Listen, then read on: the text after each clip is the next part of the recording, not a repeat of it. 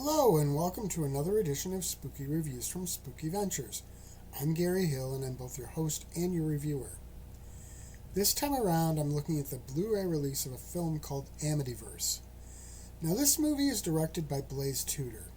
Blaze is a friend, and I actually have a scene in one of his upcoming movies, so take that under advisement, but I always try to be honest and unbiased in my reviews, so I think I can do that here.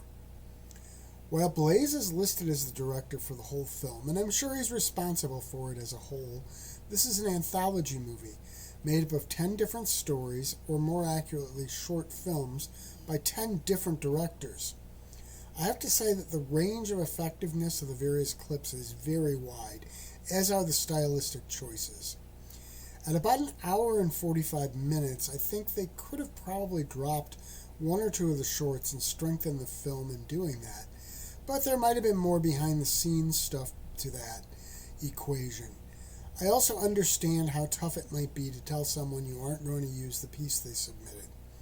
I still think it might have been a really good choice, though. That said, there are only a couple that I would have dropped for certain. Those stories are Amityville Death Toilet Reprise and Amityville Lawn Flamingo. Some of the others are marginal, like Amityville Murder Hammer. I mentioned the style situation, and a perfect example of that is Skeleton Cop Goes to Amityville. That short is crazy cool. I mean, it's over-the-top silly, but the whole 70s buddy cop show vibe, right down to the music, is awesome. It can be argued that it doesn't fit stylistically with the rest of the film, but I absolutely love that segment. There were a number of other shorts that definitely stood out as my favorites. Amaltyville is one of those. While the whole Amityville connection on it is very superficial and probably tacked on well after the story was written, the whole thing is very creepy and well done. It feels like something that might have been at home on The Twilight Zone or The Outer Limits. I loved Blaze's segment Amityville Clownapalooza too. The wraparound Amityville Next Door was really cool as well. Most of the rest of it lands somewhere in between. Overall, I'd say that this is an intriguing anthology.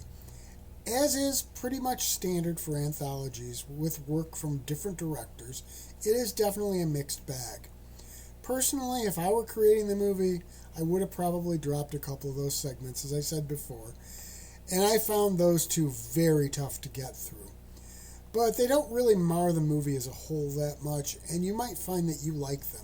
It's all about personal tastes anyway.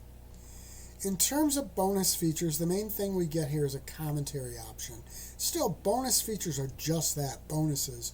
It's really about the main movie, and that works pretty well. Spooky Ventures is the home for spooky content and spooky merchandise on the web. Check it out today at spookyventures.com. And remember, always keep it spooky.